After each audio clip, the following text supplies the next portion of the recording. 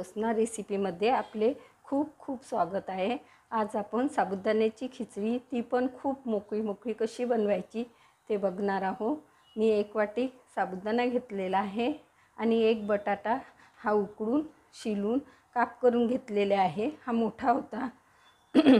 अर्धा वाटी शेंगदाण्याचा कूट घेतलेला आहे। 10-12 मिरच्या या अशा मी मिक्सरमध्ये वाटून घेतलेल्या आहे। 1 चम्मच मीठ घेतलेला आहे। 1 चम्मच जिरे घेतलेले आहे। चला तर मग रेसिपीला सुरुवात करूया। प्रथम आपल्याला साबुदाणा हा धुवून घ्यायचा आहे 3 पाण्याने स्वच्छ।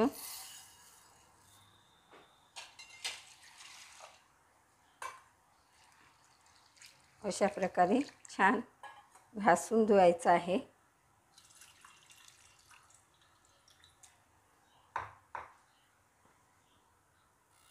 बघा 3 पाण्याने स्वच्छ धुवून घेतलेला आहे। आता यावर आपल्याला 1 इंचापर्यंत पाणी घालून हे रात्रभर भिजत घालायचं आहे। तुम्ही 5-6 तासही भिजत घालू शकता।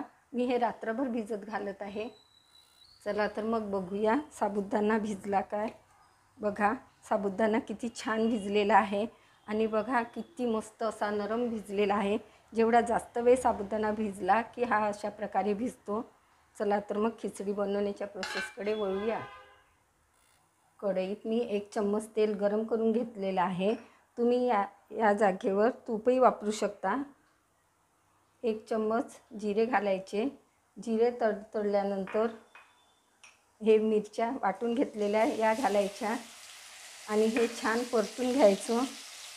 लक्षात ठेवा ह्या मिरच्या छान शिजल्या पाहिजे, तेव्हाच आपली खिचडी छान बनते आणि टेस्ट चांगला लागतो। बघा मिरच्या छान शिजलेल्या आहे। आता आपण 1 बटाटा हा घालून घ्यायचा। हा तेलात छान परतून घ्यायचा। तुम्ही कच्चाही बटाटा चिरून घालू शकता, परंतु उकडलेला बटाटा घातल्याने टेस्ट खूपच सुरेख लागते। खूप छान खिचडी बनते। माझ्या चॅनलवर नवीन असाल तर सबस्क्राईब करायला विसरू नका। ज्यांनी सबस्क्राईब केलेलं आहे त्यांचे खूप खूप धन्यवाद। आता हे बटाटे यात छान परतून घेऊया। बटाटे छान परतून झालेले आहे। आता आपल्याला मीठ घालायचं आहे चवीपुरतं। या स्टेजलाच मीठ घालायचं, म्हणजे खूप छान हे बटाट्यांना लागतं। आणि अर्धा चम्मच थोडंसं मीठ मी साबुदाण्यात मिक्स केलेलं आहे। तो व्हिडिओ स्किप झालेला आहे।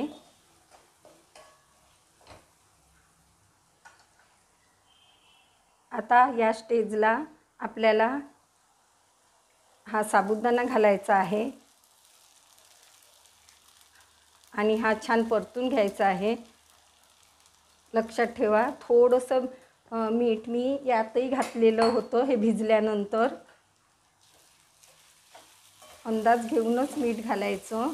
आता हे छान परतून घ्यायचं आणि याचा रंग चेंज होईपर्यंत साबुदाण्याचा आपल्याला हे परतायचं आहे, शिजवून घ्यायचं आहे।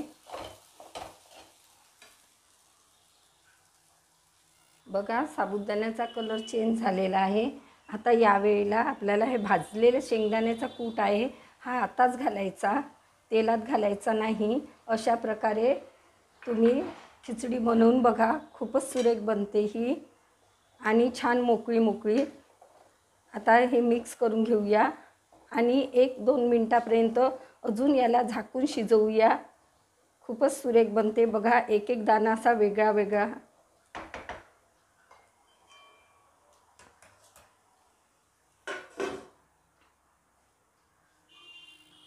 बघा झाकून मी 2 मिनिटापर्यंत शिजवून घेतलेली आहे। हा बघा साबुदाण्याचा कलर चेंज झालेला आहे, तर समजायचं की आपली खिचडी तयार झालेली आहे। साबुदाणा शिजलेला आहे। आता आपण सर्व करण्याच्या प्रोसेसकडे वळूया। तुमच्याकडे कोथिंबीर खात असेल उपवासाला तर तुम्ही घालू शकता। यात सेंधे मीठ घालायचं। मी साधंच मीठ घातलेलं आहे। मी असं घरी खायलाच बनवत आहे, उपवासासाठी बनवत नाही आहे। मी थोडीशी साखर घालते, अर्धा चम्मच थोडी, तुम्हाला गोड नसेल आवडत तर तुम्ही स्किप करू शकता, परंतु साखर घातल्याने खूप छान खिचडी लागते ही. बघा खूप छान तयार झालेली आहे. कशी वाटली तुम्हाला माझी पद्धत?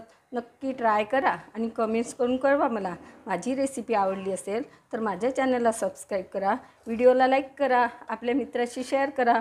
पुन्हा भेटूया अशाच नवीन रेसिपीसोबत. तोपर्यंत मस्त राहा, खुश राहा, खात राहा. धन्यवाद.